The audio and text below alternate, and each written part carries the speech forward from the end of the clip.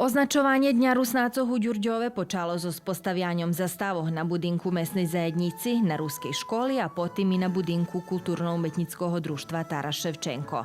Na poladnje u prostorijoh društva otrimana švetočna programa, a na samim počatku prisutnih privital i koordinator područnej kancelariji Nacionalnog sovitu Rusnácov u Ďurďove Mikola Kuhar, predsjedatelj opštini Žabelj Čedomir Božić i predsjedatelj našoho Nacionalnog sovitu. No hevto, co še mi budeme namáhať z Nacionálneho sovitu, okreme z robotného cela projektné biro, to, že by sme probovali še ekonomsky poviazať s našima bratami, ktorí še nachádzajú u susedných nám evropských državoch, i že by sme ich vyhasnovali také možnosti, bo praktično všetko toto, co tu známe i co tu robíme, nemusíme pojsť do dajakej druhej državy robiť, môžeme to robiť i doma. U gospodincoh po 6 raz označene nacionalne šveto Rusnácoch a pre blízkosť dvoch mestoch idzekujúci dobromu sotrudnictvu programa otrimana so zajednickýma mocami Rusnácoch z gospodincoch i Ďurďova. Predsjedatelj Nacionalnog sovitu Rusnácoch vyrážal nazdavanje, že še u tim mesce najdu entuzijasti za robotu na formovanju dajakoho kulturno-umetnického društva lebo združenja hraždanoh, že by še poznejše mohlo rozdumovať za otveranju područnej kancelariji. U Ruskim dome u Kocúre piatok 17. januára otrimana krátka programa z nahody označovania Dňa Rusnácov u Republiky Srbiji, jak zdohadovanie na 17. január 1751 roku, keď i oficíjno počalo naseľovanie Rusnácoch na toti prostory. Programa u Kocúre bolo obdúmaná z dvoch častoch. U peršej časti nastúpili školári ruských oddeleňov so recitáciami i špivankami a u druhej časti še predstavili už dokázaní kocúrski pisatelje i umetníky zo poeziju, prózu i špivanku. Na programi spred Nacionálneho sovitu Rusnácoch prisutná bola i podpredsjedateľka sovitu Vesna Ragají-Cap. Po zakončeniu oficíjnej časti programy hostci i domášni predĺžili druženie so koktélom. Перший раз odkedy ще у Сербії означує День Руснацох, програма з нагоди того швета отримана і у Бачинцох. Багата культурно-уметницька програма отримана у основній школі Бранко Радичевич, а організували її члени культурно-уметницького друštva Dragutin Dragen Kolesar з помocу членів культурно-уметницького друštva Дюра Кіш з Šidu. U meno Nacionalnog sovitu prisutnih privital Zdenko Lazor z Ozbikiću, a o istorijnih podijoh bešedovali otec Darko Rac i Irina Papuga. U meno lokalnej samoupravi prisutnih privital zamenjik sekretara opštine Šid Romko Papuga.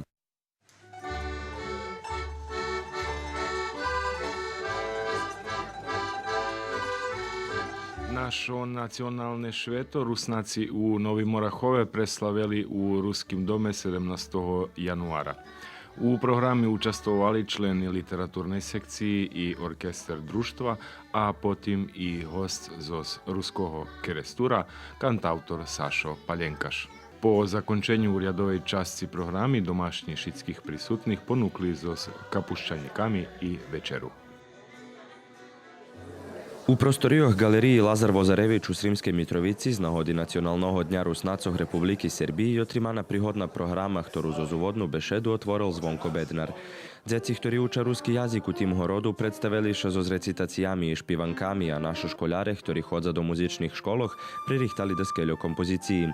Na programe učestvoval i Narodný orkester i miešaná špivacká grupa Ruský zjardi pod upravu Danieli Hornjak. Po zakončenju programi prisutni mali nahodu opatriť výstavu Obrijadi prechodu u fokusu objektivu fotografoch Budinski, ktorú pririchtali dr. Mirjana Djekić i Ljubica Otić. Deň Rusnácoch še u Srýmskej Mitrovici označuje už vecej roky, od čoho ostatní 3 u ramíkoch dňoch rusijskej kultúry. U kultúrnym centre u Kúli piatok 17. januára Ruské kultúrno-umetnické društvo dr. Havril Kostelnik označilo Deň Rusnácoch.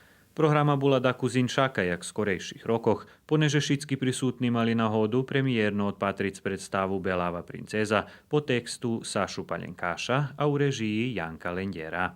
S ohľadom na toto, že predstava robená u sotrudníctve medzi Ruským národným teátrom Petro Ríznič ďaďa i Ruským kultúrno-metnickým društvom dr. Havril Kostelnik, predsjedateľ društva Vladimír Bučko po prišických hoscoch okreme privítal direktora toho teatru Slavka Orosa.